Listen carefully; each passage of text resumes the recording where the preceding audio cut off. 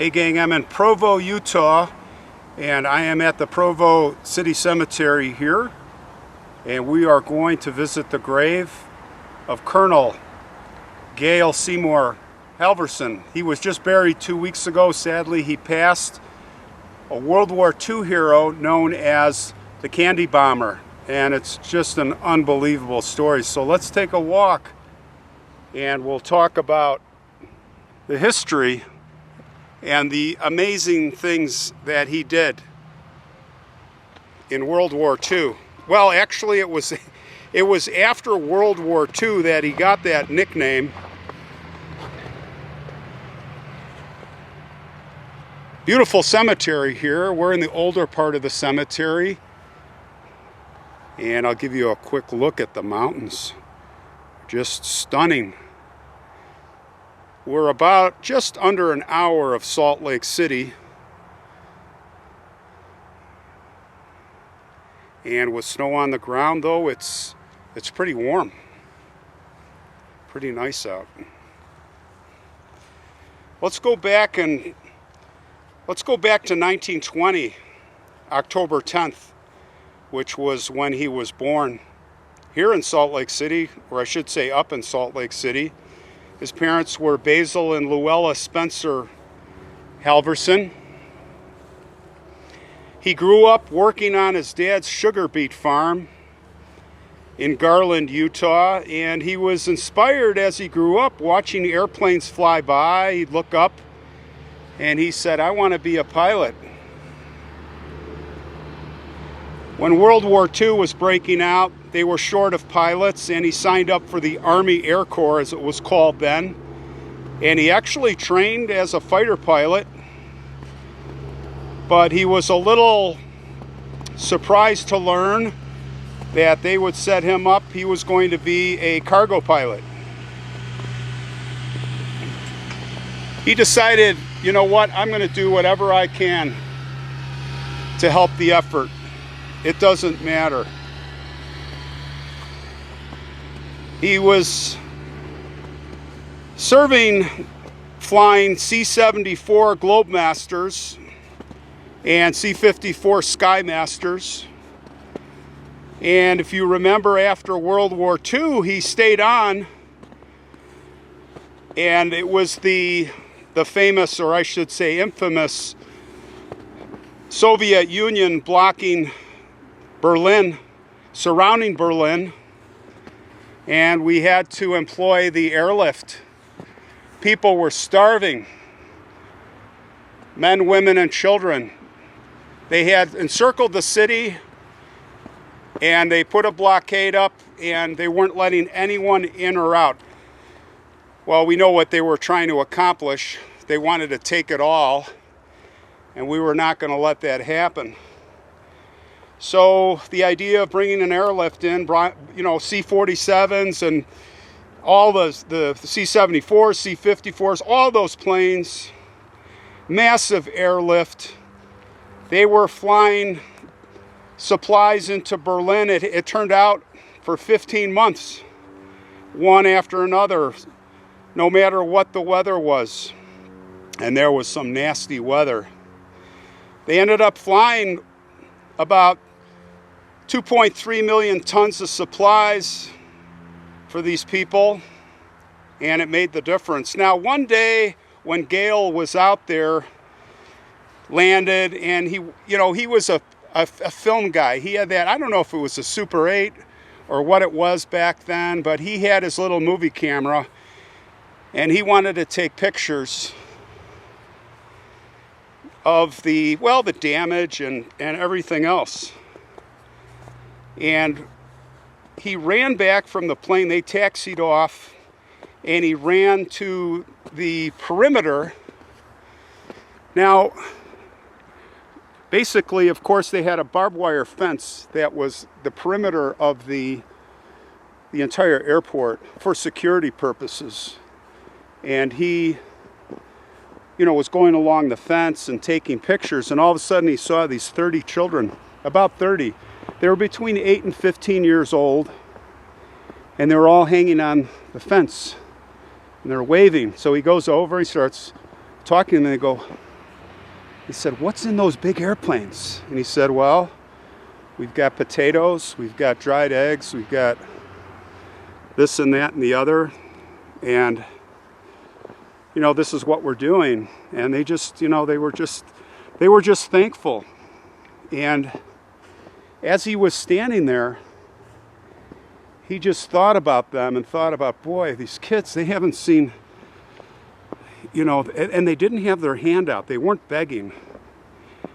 And they said that, you know, just questions. So he was walking away and he's thinking in his mind, you know, I've got two sticks of gum in my pocket. That's all I've got. He wants to give these kids something, but he's like, if I give them these sticks of gum, it'll be bloody noses, as he said, and these kids will just be fighting for it, and it's not a good idea. So he's walking away, and then he changed his mind. He's like, you know what, I got to give them the gum. And he turned around, he put his hand in his pocket, and as soon as he did, the kids, like, they all went like, oh, their mouths open, like, we're going to get something. So he walks back to the fence, and the kids are there, and he pulls out the gum, and he breaks it into pieces, and it was just a pivotal moment. And he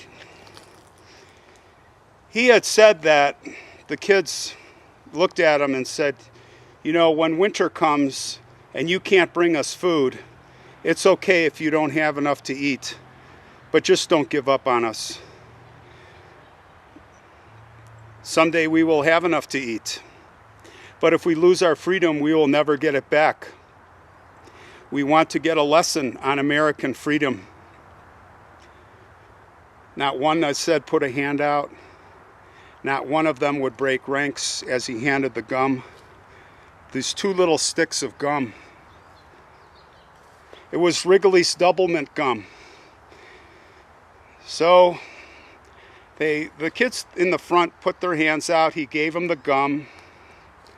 Nobody rushed. Everybody was polite. And they broke it up into little tiny pieces.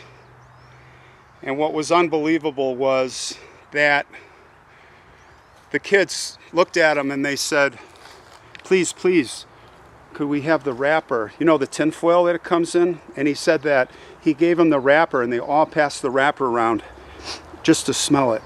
And they passed it to the next one. Smell it, to smell like that's what it was like, what they remember.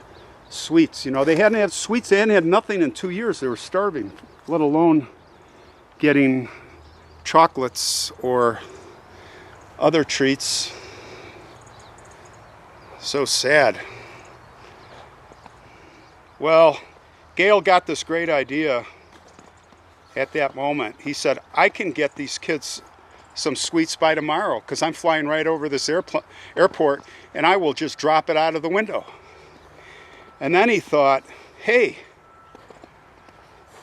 we get our rations. We get, you know, they were getting these chocolate bars, and you couldn't get a bunch. You could buy some, but everything was rationed. You could only buy so much.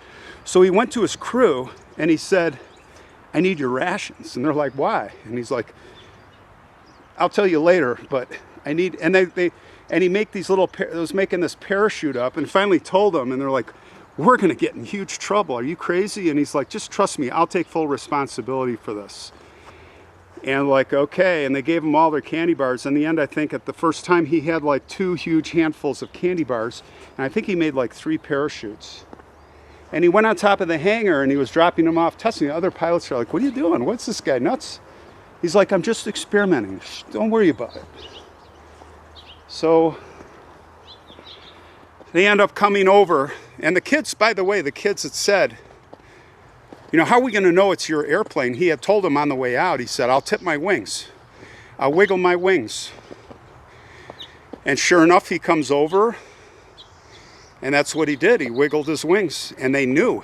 And he had his crew chief in the back, the escape hatches, drop the little candies out, and the kids got it.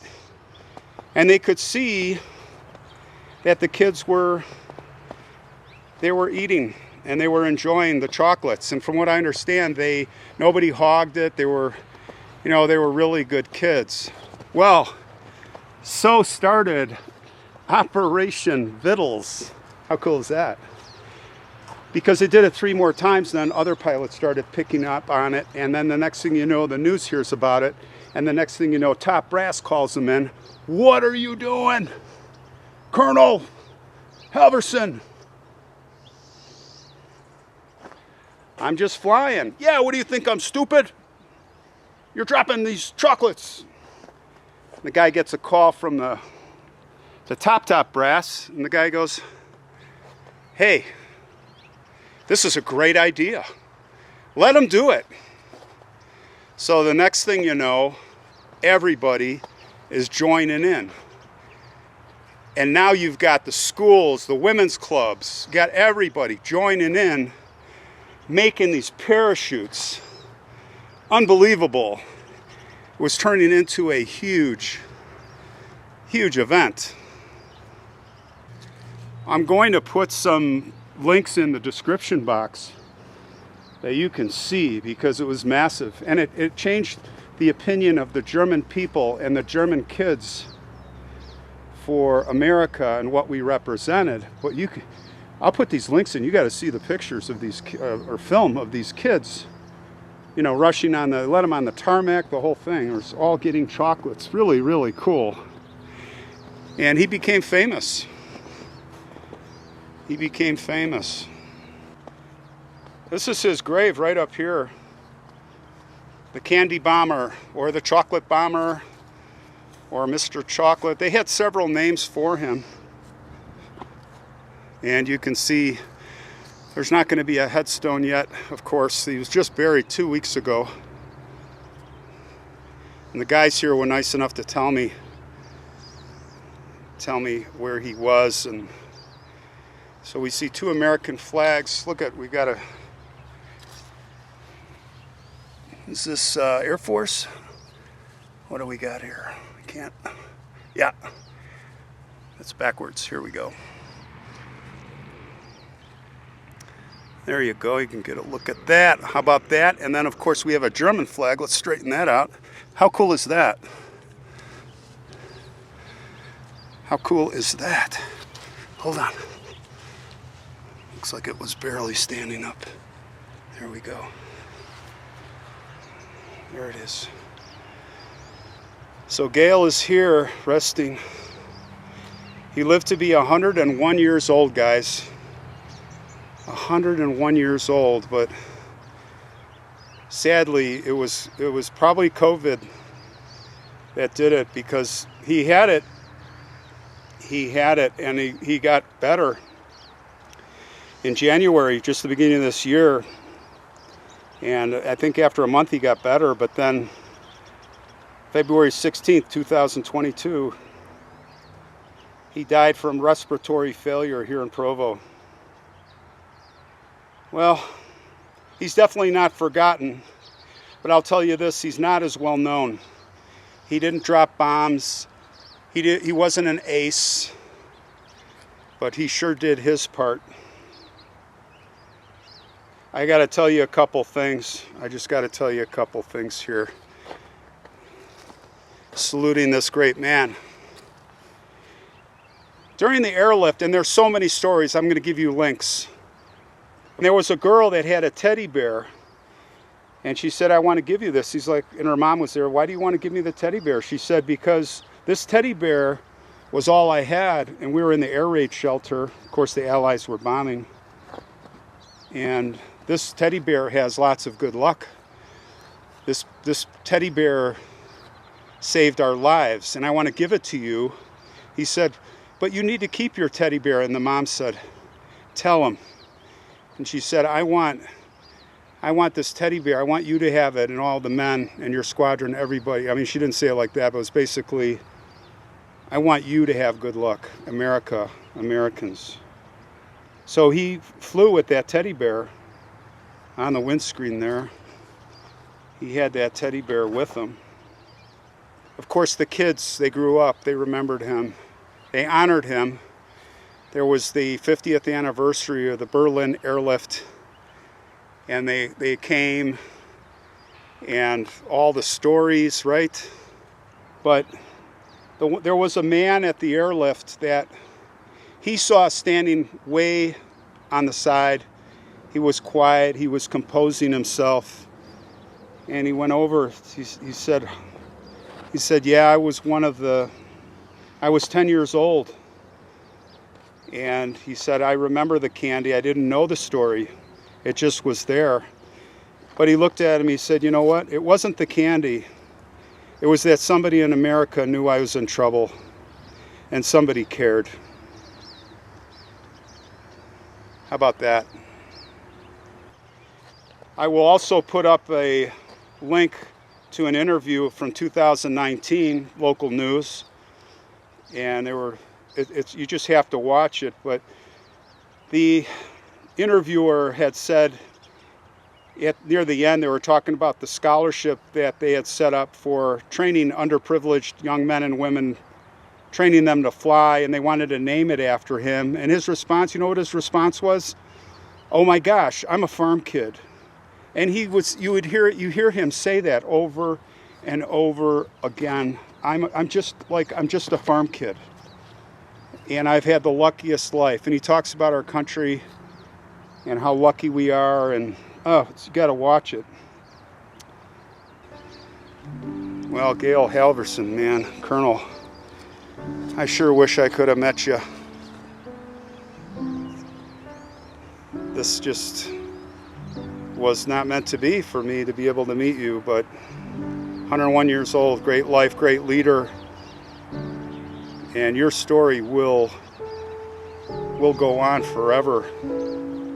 Hopefully someone can come back here when he gets a stone, or maybe I'll come back.